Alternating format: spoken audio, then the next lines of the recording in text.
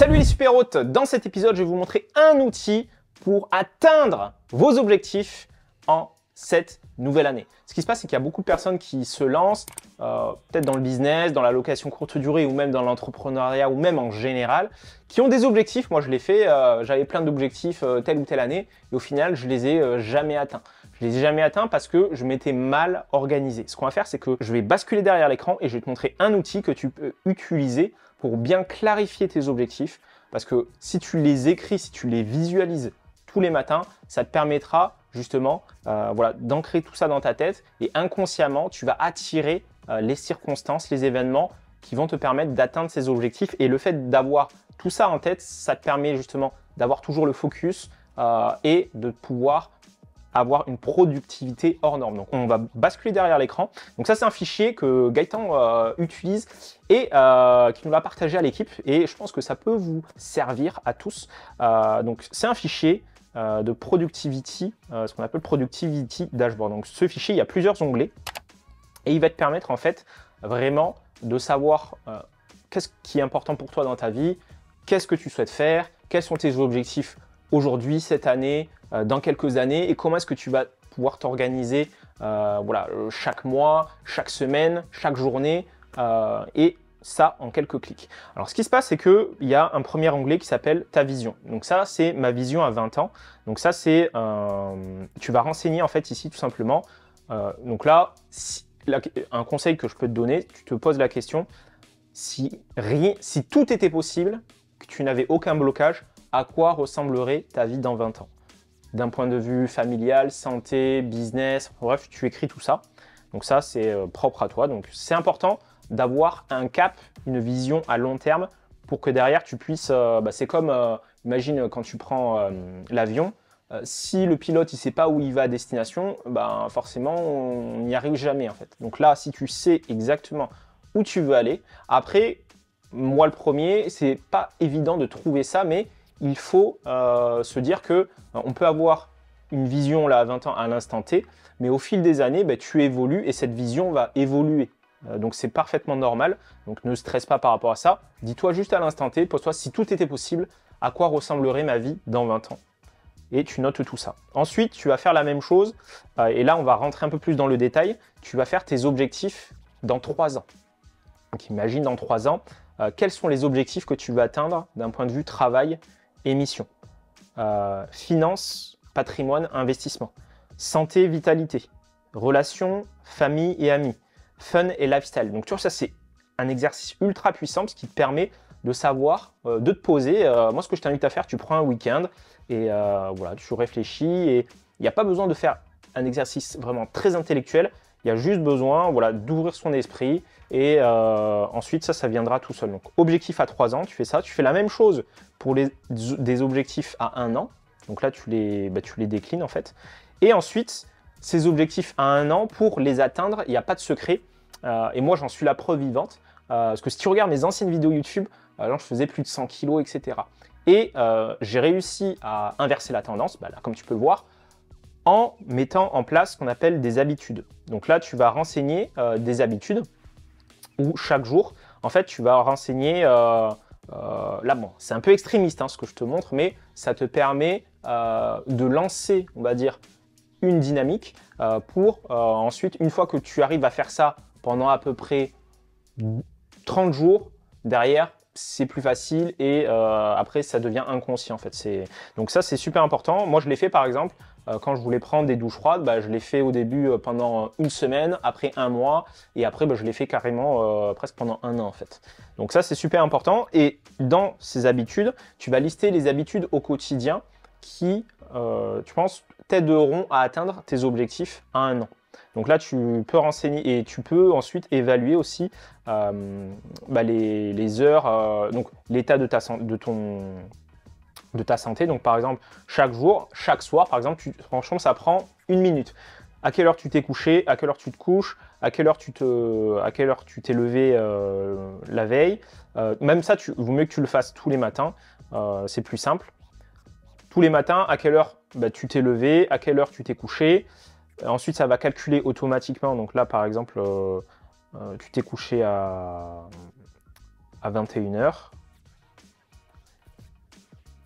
Ensuite, wake up hour, bah, tu t'es levé, je sais pas moi, à 5 heures par exemple. Check. Et du coup, il te calcule automatiquement, tu as dormi 8 heures. Et après, moi, il y a les habitudes. Par exemple, moi, je dois m'entraîner, je dois aller à la salle de sport. Ensuite, je dois MIT done, c'est Most Important Task Done. C'est quelle est la tâche la plus importante à faire de la journée. Et il faut que ce soit fait, donc j'ai juste à cocher pour que ce soit fait. Ensuite, PPT, ça c'est le soir. Donc ça, c'est on se prépare pour le lendemain. Prépare plan for tomorrow. Donc en fait, plan for tomorrow. Donc là, en fait, on va lister tout ce qu'on doit faire le lendemain avec la tâche la plus importante. Ensuite, 10 000 pas, moi, je dois marcher 10 000 pas, en fait, tout simplement, par jour. Et ensuite, eat healthy, c'est manger correctement.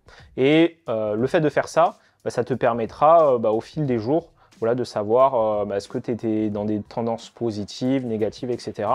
Et de réajuster tout ça, parce qu'en général, on se laisse aller et puis voilà, on arrête le sport une fois, deux fois, après il se passe 4-5 jours et en fait il s'est passé une semaine et après on se dit bon c'est pas grave, j'en fais 2 jours de plus et après il se passe un mois. Donc là comme ça te permet de rester focus et justement d'augmenter ta productivité pour atteindre tes objectifs de l'année.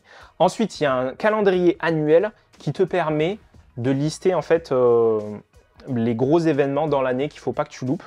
Donc tu vas lister tes objectifs annuels qu'on avait listés là. Dans cet onglet-là, tu peux les lister ici. Et ensuite, ici, tu vas lister quels sont les gros événements que tu dois planifier tout au long de l'année. Je ne sais pas si tu dois partir à l'étranger, si tu dois faire tel ou tel stage ou faire X ou Y. Tu vas les planifier. Ça te permet d'avoir une vision globale de ton année, en fait. Ça, c'est super important par rapport à la réalisation de ces objectifs. Par exemple, si tu te dis, imagine, moi, je faisais par exemple 100 kilos. En janvier, je me dis par exemple, en mars, je dois peser, j'en sais rien, 95 par exemple. Je dois perdre 5 kilos par exemple. Du coup, je vais mettre 95 kilos. Et là, et ensuite ici, tu peux le mettre en bleu de cette façon, tu vois. Donc c'est comme ça que derrière, tu vas pouvoir t'organiser et faire en sorte que tu puisses planifier ton année. Ensuite, il faut aller plus loin, c'est-à-dire qu'une fois que tu as planifié ton année, il faut avoir tes objectifs trimestriels. Donc là, tu vas lister l'ensemble de tout ce que tu dois faire pour atteindre tes objectifs à l'année chaque trimestre, donc par priorité. Donc quels sont les trucs les plus importants que tu dois faire pour réussir d'un point de vue business, santé, famille, relations, etc. Donc tu vas les lister ici. Donc là pour le premier trimestre de janvier à mars, d'avril à juin, de juillet à septembre, d'octobre à décembre. Ensuite, c'est important quand tu veux instaurer des changements ou même si tu veux augmenter ta productivité. Moi, il n'y a pas de secret. Ce que j'ai vu et ce que j'ai vécu, je suis la preuve vivante, il faut que tu planifies une routine quotidienne. Et tous ceux qui réussissent dans le business, je l'ai vu, eux, ils réussissent parce qu'ils ont mis en place toute une routine journalière. Et ça, cet onglet idéal Day Now, donc c'est à quoi ça ressemble ta journée idéale là aujourd'hui. Là, tu vas lister par exemple de minuit à, je sais n'importe quoi, à 6 heures, à 6 heures, tu vas dormir. Donc là, on met par exemple dodo. Ensuite, de 6 heures à 7 heures, par exemple, tu vas peut-être entraînement, tu vas t'entraîner. Ensuite, de 7 heures à 8 heures, derrière, tu vas peut-être petit-déj. Donc là, tu vois, tu planifies ta journée idéale. Donc petit-déj, allez, on va le faire jusqu'au bout. Petit-déj, ensuite de 8 heures à 10 heures, tu vas faire ce qu'on appelle un deep work, par exemple. Donc 2 heures, deep work numéro 1. Donc c'est-à-dire là, moi, c'est ce que je fais tous les matins. Tous ceux qui veulent me contacter, ils savent très bien que je réponds pas en fait. Et c'est-à-dire que moi, je fais des deep work, donc des cycles de 2 heures, et je suis injoignable en fait. Et ça te permet de réaliser les tâches les plus importantes. Et après, une fois que tu as fait un deep work, en général, tu fais une petite pause, tu vas t'aérer l'esprit pendant 30 minutes, et après, tu peux refaire un deep work, par exemple. Donc voilà, par exemple, on va dire jusqu'à midi 30. Hop, deep work numéro 2, on va faire. Et après, tu vas manger. Donc on va dire que tu vas manger pendant de midi 30 à 14 heures. Tu vas faire par exemple pause déj. Donc là, tu peux aller manger, écouter des audios. Donc ça, c'est pas mal. Ensuite, tu vas faire un autre deep work l'après-midi. Moi, ce que j'aime bien faire, c'est le raccourcir. Parce que là, donc là, tu peux faire deep work, par exemple. Deep work numéro 3. Après, une pause. Et après, là, par exemple, de 16h à 18h30, tu vas... moi, ce que je te conseille, c'est que tu peux par exemple, ce que j'appelle des tasks, des MISC tasks. C'est-à-dire que c'est des... Voilà, répondre à des emails, il y a des gens que tu dois rappeler. En gros, tous les petits trucs qu'on te demande au quotidien qui te prennent du temps, bah, tu vas le faire par exemple sur ce slot. Et après 18h30 jusqu'à, par exemple, allez, on va dire jusqu'à 20h, hop, bah, tu vas prendre du temps pour la famille.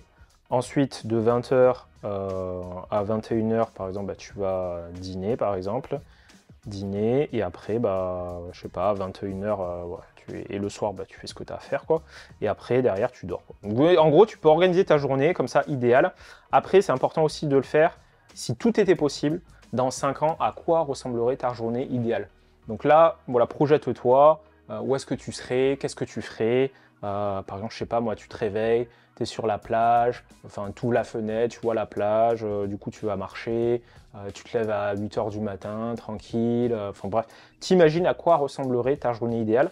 Puis ce qui se passe, c'est que le cerveau ne fait pas la différence entre le conscient et, enfin, entre ce qui est réel et ce qui n'est pas réel, dans le sens où si tu l'imagines dans ta pensée, là, tout ce que tu vois, là, tous ces stylos, etc., c'est le fruit de la pensée. C'est des gens qui, au départ, l'ont pensé dans la tête et après, ils ont réussi à le matérialiser. Donc, c'est important d'avoir ça en tête pour que derrière, tu puisses attirer les conditions, les événements. C'est comme l'histoire de la voiture jaune. On te dit, pense à une voiture jaune quand tu conduis. Et si tu penses qu'à ça, bah, tu vas voir, il y a plein de voitures jaunes qui t'entourent. Bah, là, c'est pareil. Dans ton organisation, il faut vraiment que tu imagines et que tu visualises tout ça.